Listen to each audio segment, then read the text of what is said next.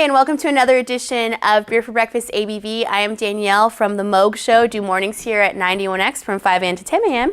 And as always, I've got my beer partner in crime with me, Paul Segura, Brewmaster of Research and Development over at Karl Strauss. I like Paul. That. I like Go, Paul! And these two hooligans that I have with me, we are welcoming Burning Beard today on ABV. This is Jeff, co-owner, head brewer, brewery operations, Jack kind of of all everything. trades. Jukebox fixer. That's the big one. Plumber, karaoke guy. dude.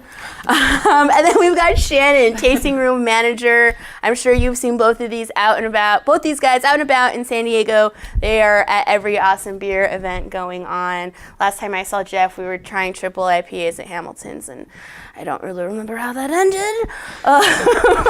Badly. At 10 a.m. in the morning. I had so many pocket cookies. I don't know who was making those cookies, but I had many of them.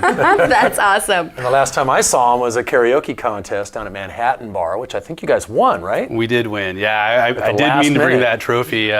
Very proud of it. It has a spot of glory in our tasting room, actually. As it should. With all the other ribbons or awards that we have, they're draped actually over that trophy. That's how proud Very of it nice. we are. That is Very proud so of it. awesome. You guys brought game to that. It was a lot of fun. competition. It was tough, and you were a very astute and pointed judge. Well, thank you. I really. Thank you. I was trying to give them their money's worth. No one They complained. paid you for that. We got the money's worth. That's for sure. Yeah. Well, they paid me in Jello shots, I think. But, Perfect. Goodness. but, Those those are $1 a piece. Yeah, they were weird in my pockets. Oh, belted Jello shots. Well, this week is very special because you guys are celebrating your second anniversary. Yeah. Congratulations. Cheers to that. Cheers to that. You Yeah. did it. Woo. 2 times.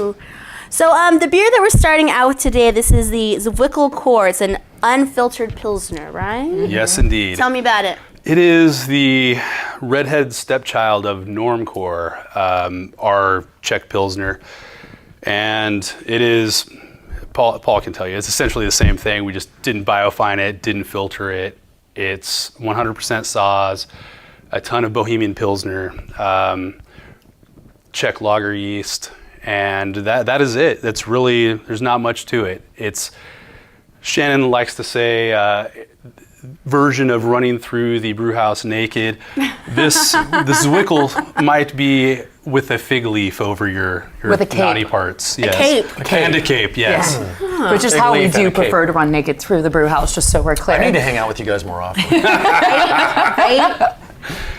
But yeah, the We do like Zwickel is like a little valve off of a fermenter that you can draw beer from to. That's what it is? It's a pigtail. I've seen it off of the tank, but I just never knew that that's what it was called. It's kind of a German word, so they didn't make like the Zwickel word up, but the Zwickel I think implies that. Tickle my Zwickel. Well, That was actually a beer name. yeah, It was Scott announced at Blair and I did. Yeah. Anyway, Hot tub time machine. drawing. So this beer is an unfiltered version of a Pilsner because it's like drawn off. I don't know, a Zwickel. It's how you would drink beer from a fermenter through the Zwickel. It's inspired Say by Zwickel one more time. Zwickel. And what's really interesting is in our taste room, plug, you can have the Normcore and the Zwickel Core right next to each other, and they're completely different beers. Yeah. And it's just amazing what that yeast and suspension does. It's an entirely different yet similar experience. It's the original hazy. Yeah, exactly. Yeah. It's kind of a rounded flavor, a little bit like less crisp, right? Yeah, More yeah. bready. Indeed. I like these. Yeah, me too. I think they have a little bit of fruitiness or something there that's as well from the yeast that doesn't Yeah. end up in the filtered version. Absolutely. Yeah, we've been kicking ourselves for not doing this sooner. We opened the doors making Normcore, and it was definitely part of the plan. Co-founder Mike and I, it was one of our driveway discussions. We're going to do lagers. We're going to try to do them justice, do our best. And we've been pumping out Normcore this whole time, and not Zwickel Core, and why not? Right. We have been pleasantly surprised with the tasting room response, and we all enjoy drinking it, which is where it all starts anyway. Right. It's such a neat educational tool to explain to customers and allow them to see, as we've already discussed, the effects of filtering a beer. Right. And to really have that tangibly in front of them and be like, okay, I get it. This is why it does that. So that's one of the... Filtering strips out some of the flavors, some of the goodness. And it also then parallels into explaining to some people why even like the hazy pale and hazy IPAs have become an interesting thing as well. So it's... a role of a tasting room should be educational to a certain degree, other than just pouring beer. And having this has allowed it to parallel in so many different avenues to achieve that and really help people understand the brewing process a little bit better. So that's been an exciting thing, is to watch people learn in the tasting room. Well, we salute you guys for that. Oh yeah, I can say that you guys are probably one of the few breweries that I see all of your beer tenders go out of their way to make sure Thank you. that every guest knows what they're getting. And like, and one of the things that I have to applaud you for is, someone's like, oh, like, can I just get a taste of that? And you're like, no, we're going to talk about what you like. We're going to talk about what you like, and we're going to, Tell me about your feelings. We're going to figure this out instead of, like, we're going to figure out why you like it. Lie down on that couch while we find you a beer. Tell me about your childhood. It's literally part of the game plan and the drive-away conversations that went into building out Burning Beard. Mike and I did a lot of planning at other breweries and bars, and the responses we got to questions when we were looking for more information about a beer really drove how we interview the people that we hire. And we vet everybody 100%, the both of us, and we could not be happier with the people that we have at the Beard. And it's definitely flowed down from the top, but Shannon is definitely driving that ship these days and doing a great job. I also have to commend you on all the females that you have working for you. Not planned. Well, and I know that you've told me this before, but I think that it's bag really of cool. chocolate in the cold box actually because of that. He's got candy. all Yeah, over the Brian made place. the mistake one time of accidentally polishing off the last bit of it. Oh my god! And like three of them went in, Brian. like, where's the chocolate? We probably have more chocolate than hops at the brewery.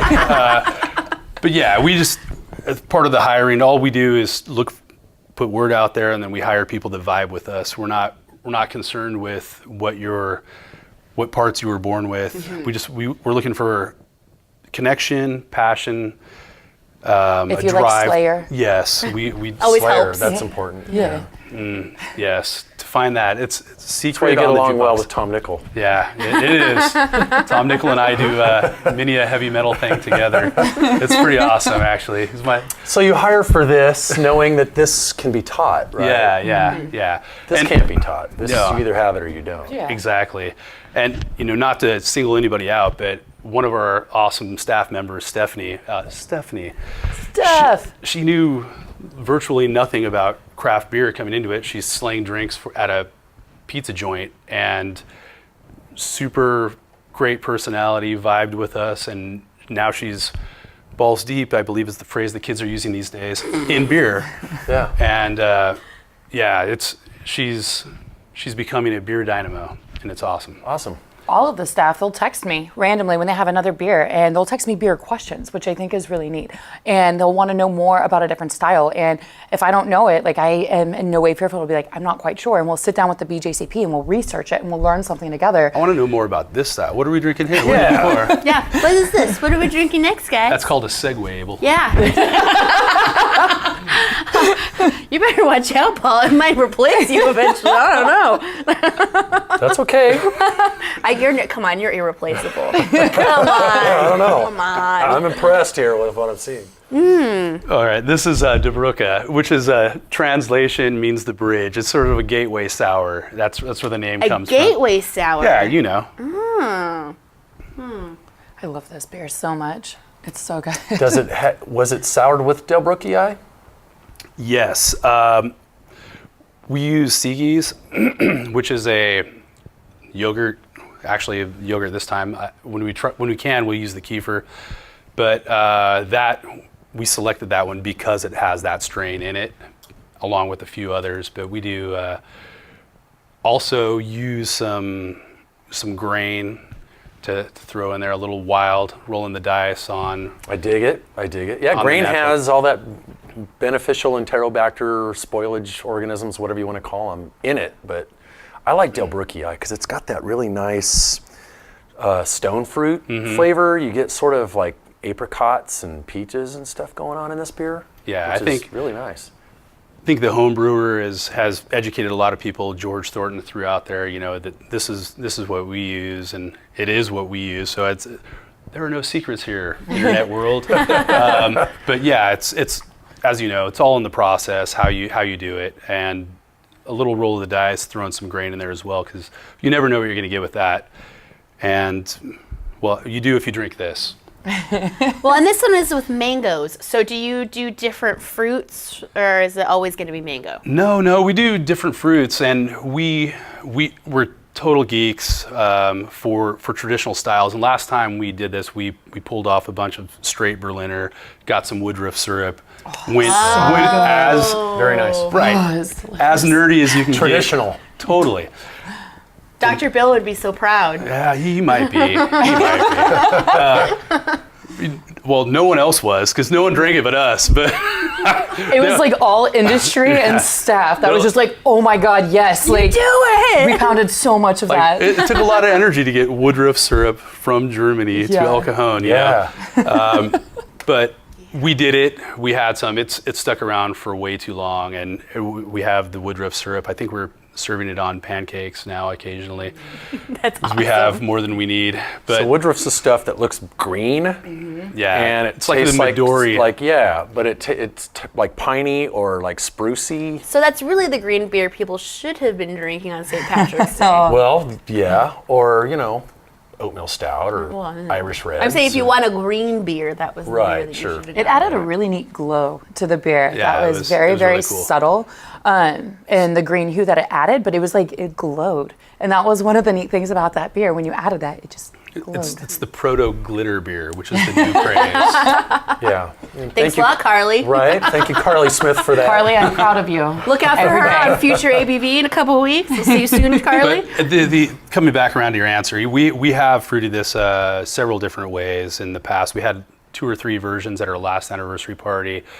This one, there just isn't enough time to get everything ready that we wanted to have for the anniversary. We did pull some off and fruited it with plum and tart cherry, but those are in some oak barrels. They're going to take a little longer. Yeah. And we don't want to rush it. Well, It's and not the worth oak it. barrels, is this what I saw in West Coaster, that you guys are opening a wild ale facility?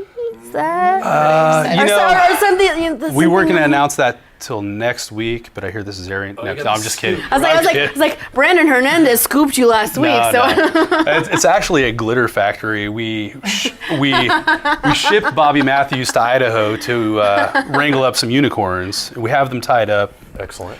It is a wild ale facility. We've had a cool ship on site for probably 6 or 8 months, and believe it or not, construction and licensing and doing all that, for some reason it takes 3 or 4 times longer than Nobody has any experience with that Yeah, whatsoever. you know. you must be the first. Right.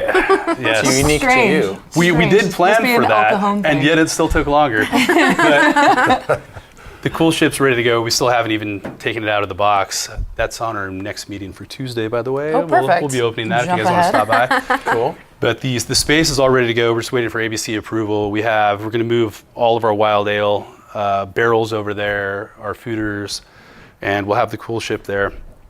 If you've seen our brewery, we'll be able to knock out right through the wall. We're building a manifold that'll go there and dump right into the cool ship, totally isolated. And we're gonna once again roll the dice with some El Cajon funkiness. Excellent. Well, speaking of El Cajon funkiness, you guys are the only brewery in El Cajon, correct? Is that I believe in those city limits. like yeah. within the city limits of El Cajon? There's always something new opening up, so I always feel like it's always a dubious answer. I'm like, yes, because there's always something else. We're the originals. Yeah, we are alone in the El Cajon. Yeah. So how is the reception of El Cajon residents in the past 2 years since you guys have been opening? basically like 2 years ago when you opened versus now, how's the reception been? It was good to begin with. It was like right when Twisted Manzanita went out of business. So everybody was wondering when we were going to brew their Gillespie Brown. Like, wow, we're probably not going to. Different We're brewery. going to write our own recipes, Right. But the reception's been good. People are still discovering us. Every day, somebody from El Cajon's like, man, I had no idea there was a brewery here. And the people who have discovered us, though, it's been really, really neat to see how they have connected with kind of the Burning Beard ethos, which is connectivity is definitely a big part of that. But so many of them, like, that's their brewery because it's in their hometown and they have something to be proud of and they really like the beer. And so consistently watching the traffic in the tasting room over the past 2 years, it's more and more and more familiar faces Monday through Thursday, Monday through Friday, which is really neat because then they're bringing people in and then it's just a short amount of time before the friends that they brought in also are becoming familiar faces. So there's no stagnation in it. It's neat to watch people get excited about learning about it because they'll go to other breweries and be like, oh, I tried this one IPA and I remember how you told me that it had Mosaic and Dagnus. Well, I was able to taste the Mosaic in this one, and they like come back and report to me about their experiences. Awesome. That's so cool. You're taking people who were just kind of dabbling with craft beer who are now really into it, and now they're going to other breweries in San Diego too, and still coming back to Burning Beard. Like this big door's been opened in their life, right? So it's El good for all Cajon of is us. no longer just Fox Sports and vape shops. And It's gun Burning shops Beard also. and liquor stores and Greek chicken. One of the things that I can commend for just the East County breweries in general, when I worked out there at Groundswell, everyone is really about like, hey, go check out Burning Beard. Hey, go check out Pacific Islander. awesome. Go check out B&Net. You know what I mean? Yeah. And we all just like, everyone just kind of tells each other, you know, like, oh, like if you like this, like right down the street. Yeah. And it's amazing how many people out there just have no idea that there are more than 1, 2 craft breweries out You in can East definitely County. make a weekend of it, and you should. But one of the things I'll do is I go drink at other breweries to find different ways to recommend some of the different beers, and also just because it's a great way to disguise my alcoholism. I will go to these other ones though, and people will be like, where should I go this weekend? And my whole staff will do this, and we'll actually like write down recommendations and be like, okay, cool, so since you like the Banksy ESB, go try the Red Trolley. Do you have any double IPAs you could recommend? The Hot Metafiend? Oh, is that what this is? It's so hoppy. Yeah. Your segs are like on Yeah, he's awesome. on it. I was You're just on thinking He's used to having to reel in my tangents. That's steps why. ahead. I'm taking notes from Paul. You know, that's what I was doing. I was up all night. I'm used to working with Shannon. Watched all the ABVs. It's like Tangents for a days. thousand And I'm monkeys. just stepping back and letting you go. Yeah, 1,000 monkeys on typewriters eventually would have written all of Shakespeare's plays. I know Shannon's going to eventually lead me to a segue. Eventually. Well, we were just speaking about Mosaic, right? I sense a Mosaic nose in this one a little bit. There is a Mosaic character that was basically constructed out of a bunch of old school hops. So we have Simcoe, Columbus, Cascade. Okay, so Columbus is throwing that little dank nose in there, I guess. Yeah, a little pine from the Yeah. Simcoe. You know, it definitely has that Mosaic palate, but it's definitely I get the fruit. OG hops for Get sure. a lot of good fruit coming out of this. Can't wait to taste it. It's a You dangerous haven't beer. tasted it yet? Shannon was talking. He was being Talk polite. and drink at the same time. This is really freaking good. Thank you very much. Nice and dry too, which is kind of tricky to do with a double IPA. It is. To get it dry enough to allow the hops to really pop out of it. Yeah, we've been working on this one quite a bit, and that's definitely one of those tricks, you know, to make sure that it's not one of those old style East Coast double IPAs that were cloyingly sweet and, you know, throwing hops against sweetness and a bunch of malts. And we're very proud of it. In fact, if we like it so much, we submitted it to WBC. So Excellent. Good luck with that. we're trying. Although with this beer, you probably won't need a lot of luck. Oh, this who is knows? actually So one of the good. better ones I've had. Oh, you say that to all the girls. Yeah, you know that he judges at Great American Beer Festival, right? I'm just saying. He kind of knows what he's talking about. Sweet. Well, plus I'm trying to blow some smoke up her dress. Oh, you know. sheet. She's wearing leggings. So Yoga pants. the trick, though, that whole trying to dry it out a little bit and still present the hops is definitely a trick as the beer gets bigger. And one of the things that was really evident at the Triple IPA Fest at Hamilton's, it's doing that, wrangling that beast of ramping the beer up. It's not an easy task, and it's one of those things. And if you're a follower of all of the memes and the posts on all of the SD beer related things, I think one of them was, everyone always says the last batch was or the first batch was the best. Like, in our experience, that is not the case. You know, we're figuring things out every day, dialing in the process, dialing in, doing small recipe tweaks, trying to get everything the way that we imagine it in our head. It's like writing a song, right? Trying to get that everyone to experience what we have going on up here. And that's not always an easy task. That vision. Yeah. And then you kind of work backward from that and keep going until you've got it. Absolutely. I like that. Well, I like that vision, man. Thank you. Sorry, Daniel. Oh, no. I was just going to cut you off and just segue into the next thing I was going to ask about. Trying to get my segs from Jeff. I was perusing your guys' website, burningbeardbrewing.com, and I saw a thing called Delinquents Club. And it perked my interest because I'm a little bit of a delinquent. What is it?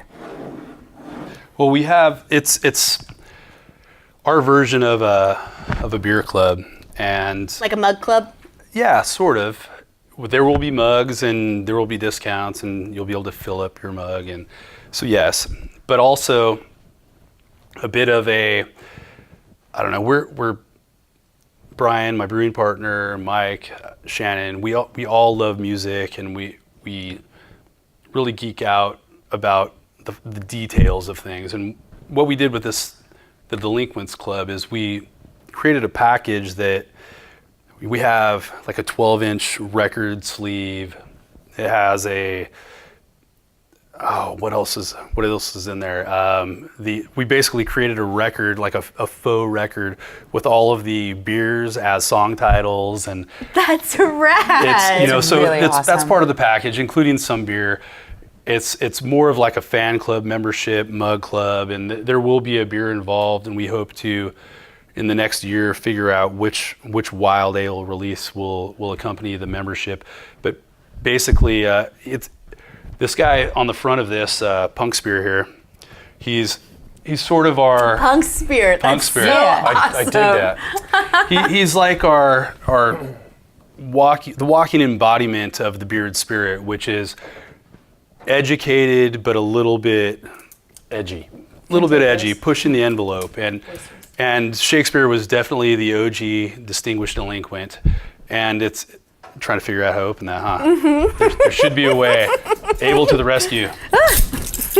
Well, I was hoping you'd say, the Delinquents Club had to like go out in the community and, break shit, or, then get in the mosh pit and start, No. We invite you to get in the mosh pit with us. Yeah, definitely. We're equal opportunity delinquents. If you go to our website, the burningbeardbrewing.com, and look up the brew team, well, not the brew team, it's just the Ministry of Beer. It's all of us at the Beard.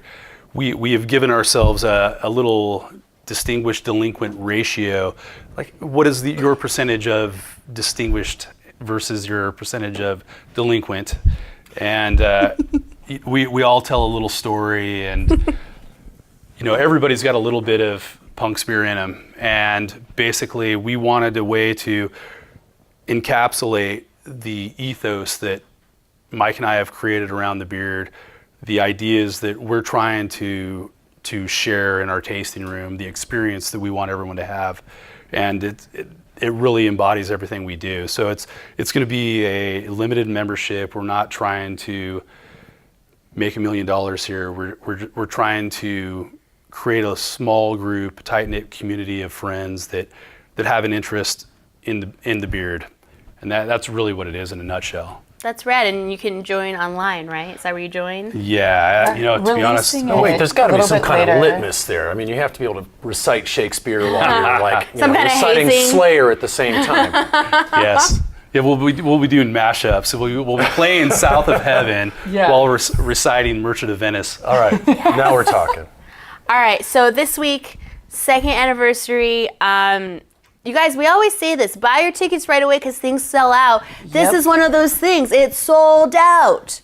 So tell us, did. what is everyone going to be missing that didn't buy their tickets? Lots. Well, for one, I'd just like to mention that we're standing here with the living male model of our Deuce banner.